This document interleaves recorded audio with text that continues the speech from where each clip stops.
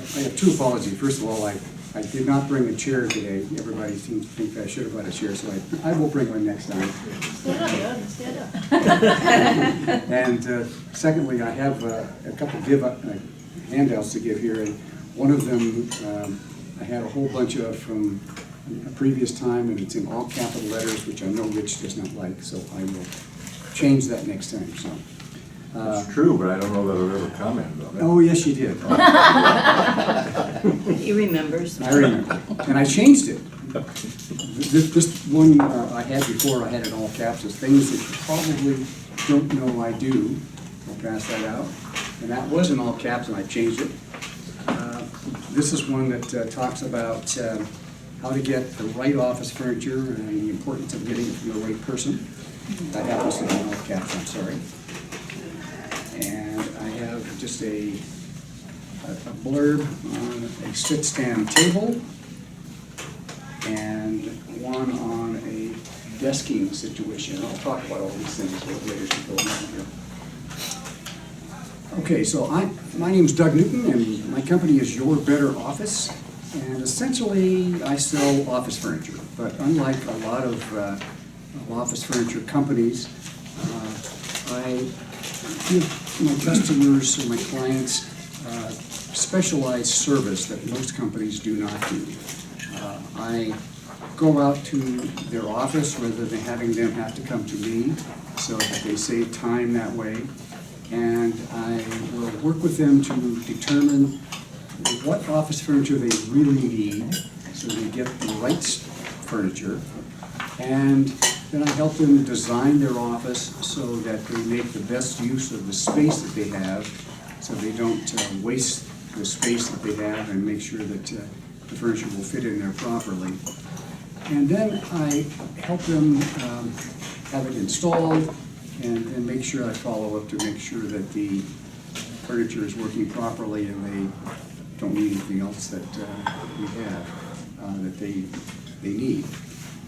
I try to use modular furniture whenever I can, because a lot of my clients are growing companies, and if you buy a piece of furniture that is a fixed, like a return, there's a right return or a left return, and 6 months down the line you decide that you need the other one, if you can't take it apart and change it, you just have to go out and buy something new. And most of my product is modular, so that you can change it, you can add to it, you can do all kinds of things that you couldn't do 10 years ago, because furniture wasn't being made that way. I also try to specialize in either California manufacturers or companies that warehouse locally so that we can get things quickly. Most of my clients are small or medium-sized companies, so that when they need something, they need it now.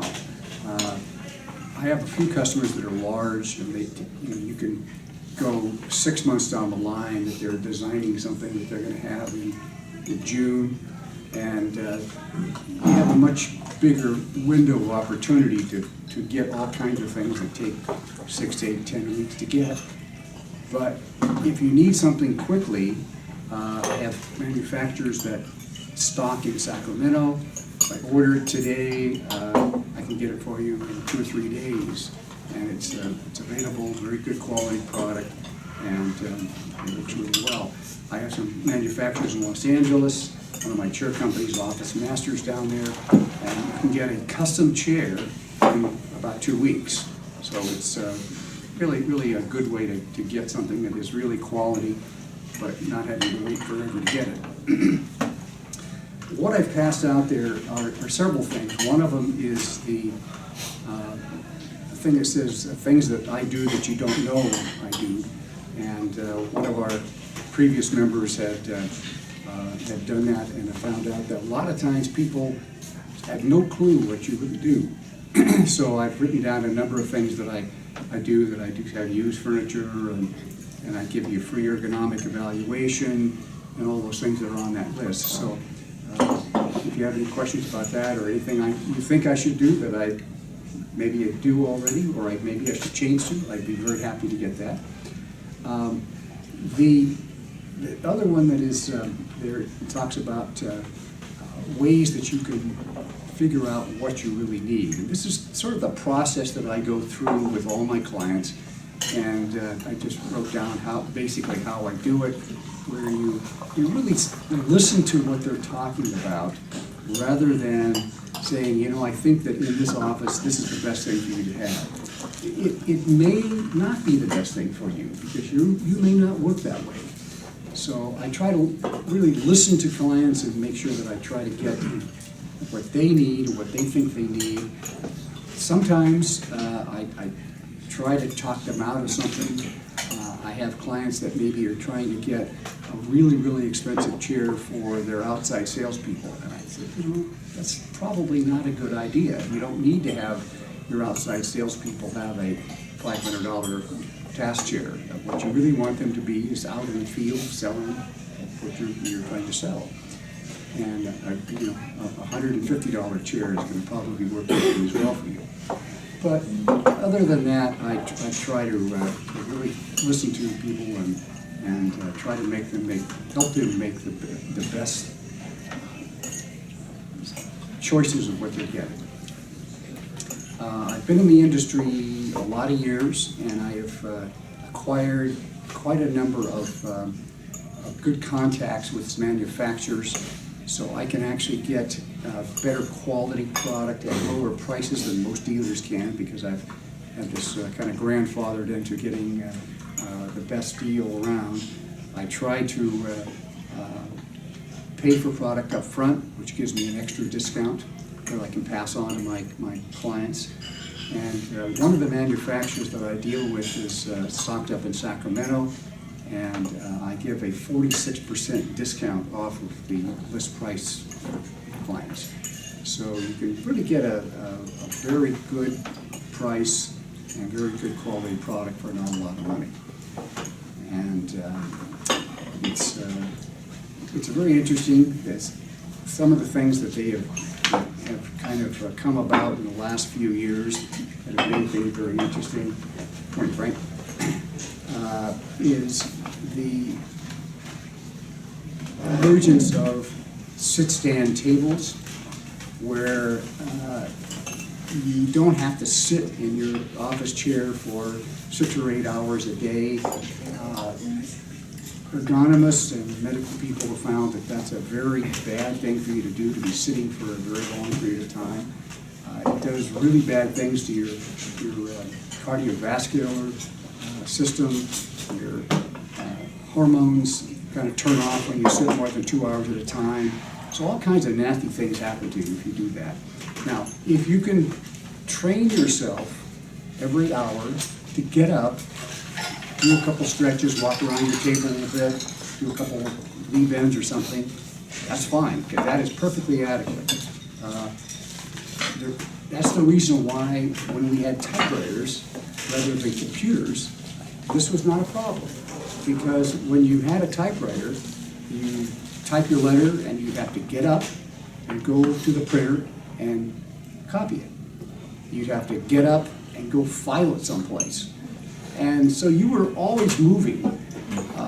Now, you can sit at the darn computer for 6 or 8 hours and never move. You hit a button, it prints it. You hit a button, it files it. And it's a great saving in time, but it's not good for your body. And they're just really kind of finding this out now. And so it's become much more common for people to start looking for sit-stand tables. In Europe and Australia, it is in the law that all employers must offer their employees sit-stand options.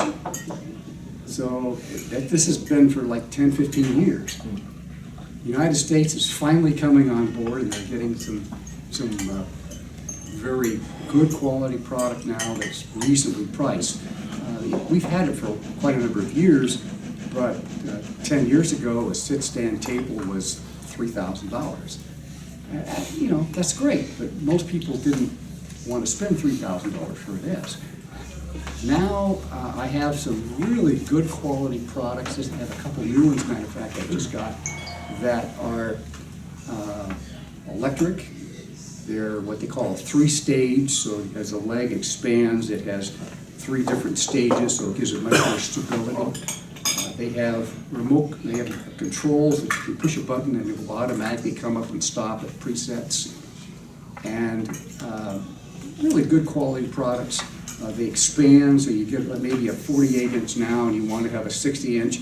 The base just expands out to up to 72, 84 inches wide. So you can actually do a lot of changes with them. And I can get a pretty darn good table for like $650, $695 now. And it still has a $2,000 retail price, but the wholesale prices come down to the point where normal people can afford to really have them. And people that I've sold them to tend to like them a lot. You have to get used to using them, and you need to work at using them. So even if you don't use them as much as you maybe could, it's an advantage that the tables not only go to normal desk height, which is 28.5 inches high. Some people, that is not the right height for a desk. It may be 27 inches. You can just lower the table down to an inch or so lower than the normal desk height, and that's where you should work. Maybe it's 29.5 inches, so you can raise it up just a little bit, and you can still have the operations of a normal desk, but you can have it at the right height for yourself. But if you can, you've got to, every 45 minutes to an hour, change the height of it, work for 15, 20 minutes or half an hour, and then you can go back to whatever you want to do.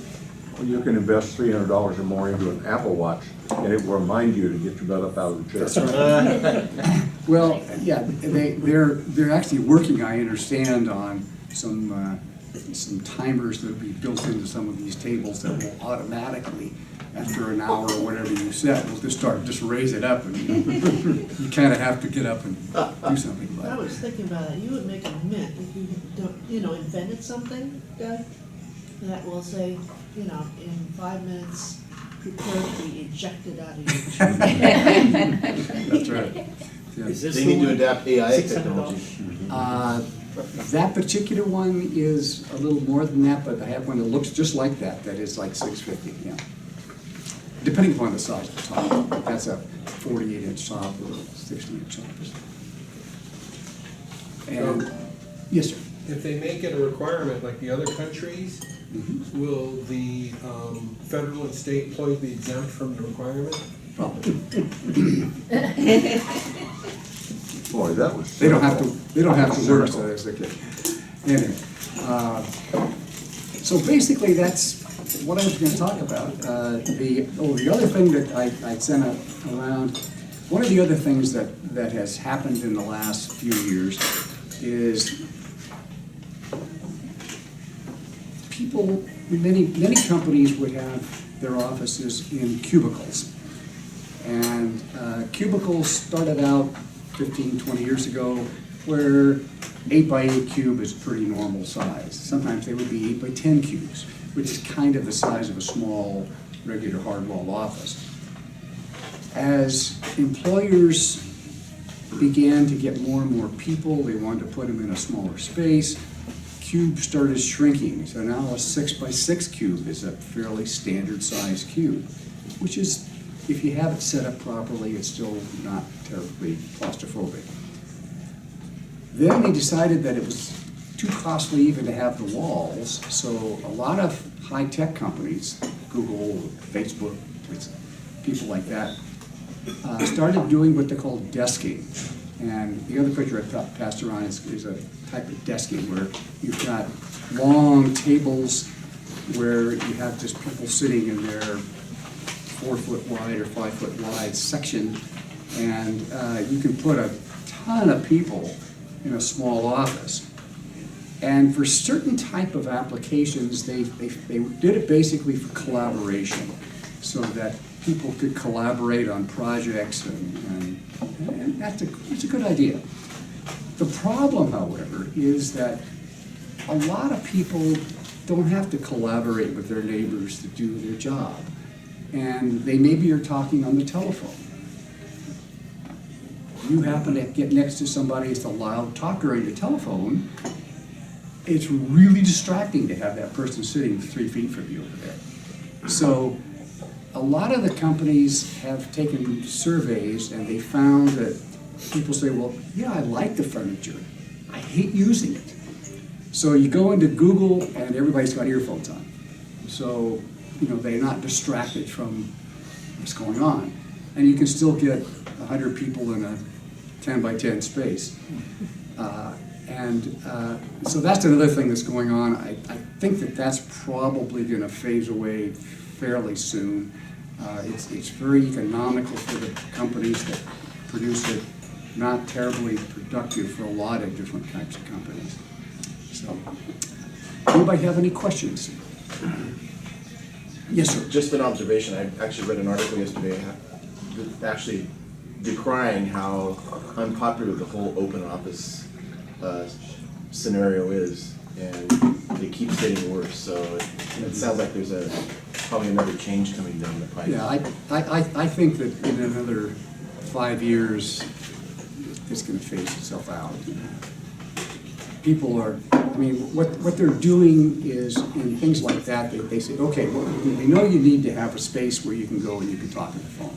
So they have what they call phone booths, which are kind of a padded cell that you can go into and then you can talk on the phone. Or then they have lots of conference rooms, so you can go and do things in those. So they have ways of compensating for it, but if you have to keep getting up and down all the time, that's not terribly productive either. Another thing that they're doing a lot of is what they call hoteling. And hoteling basically is you come into a room, they've got a whole room of those type of tables and desks or stations there, and you don't actually have an assigned desk. You walk in, and usually there's a rolling pedestal that you can pick up, and you pick up your pedestal, roll it to find the nearest open space, and you sit there, and that's your cubicle for the day. And that works pretty well, for some people. Like going to Starbucks. Yeah, going to Starbucks, yeah. Or if you have, if you're in accounting as an example, you can have a ton of paperwork. You're not going to want to pick that stuff up and haul it around to a different place every day. So that's something that for certain applications works well, but not something that's going to be, I think, a mass usage. Yes, What is your ideal account? my ideal account is a small business. By small business, I mean a startup starting out, or up to maybe 50 people. I have quite a number of clients that are bigger than 50, but most of those have started out with me when they're 2 or 3 or 4 people, and then they grow and they keep coming back to me. I have a fellow that had a company that I set up for him 3 or 4 years ago. They were in kind of a facial recognition thing where they would have Big Brother had cameras, and they'd be able to pick out and know exactly who you are as you walk by. And the company had some internal squabbling between the owners, and they closed it down and came back a month or so ago and starting another company. So I've outfitted him again with it. So I get people like that come back and forth. I do a lot of business with some of the Marriott hotels, and that started off where I had somebody that in one of the offices, one of the small departments needed an office. So I did an office for them, and they said, hey, I kind of like that. It's very nice. So then I started doing 3 or 4 or 5, 6 offices down here at the Marriott in Santa Clara. And I did quite a number of their different departments, and then those people moved to San Francisco. Now I have 2, 3 hotels in San Francisco that I work with up there. So a lot of my clients are people that expand or change. When you're working for a company and you leave, I have people that come to the next company. They say, I know where I can get furniture, and I'll get that as a company. So I'd like to have companies that are relatively small, because I like dealing with the managers or the owners rather than dealing with purchasing agents. When you get too big, for me anyway, if you get too big, everything's done by a purchasing agent. And nothing wrong with purchasing agent, except their job is to get furniture or whatever they're buying at the cheapest possible price. So if you work on a relationship, which is what all my business is done on, and you build up a relationship with somebody, and all of a sudden that person leaves, you're out. Because the next guy comes in and says, hey, I can buy something for $10 cheaper than what you're selling it for. Yeah, but what kind of service are they gonna give you? And then you gotta start all over again. So when you're dealing with the owners or the managers, most of the time they stay around, and you can develop that relationship, and it keeps your business going. There are a bunch of new buildings and hotels springing up all along El Camino in Sunnyvale. Mhm. There's the AC Hotel on the corner of Fair Oaks. Fair Oaks and El Camino. Mhm. There's going to be some buildings near Wolf and Alcott. Mhm. I'll have to go check those out. I have not done that. That's a good suggestion. All new construction. Yeah, yeah. The furniture that I sell to hotels is not the beds and the dressers and things like that. It's the office furniture. So some of those, I've dealt with some really small hotels or motel type places, and they usually have a very small office, which is fine. But it's good. It's a good suggestion.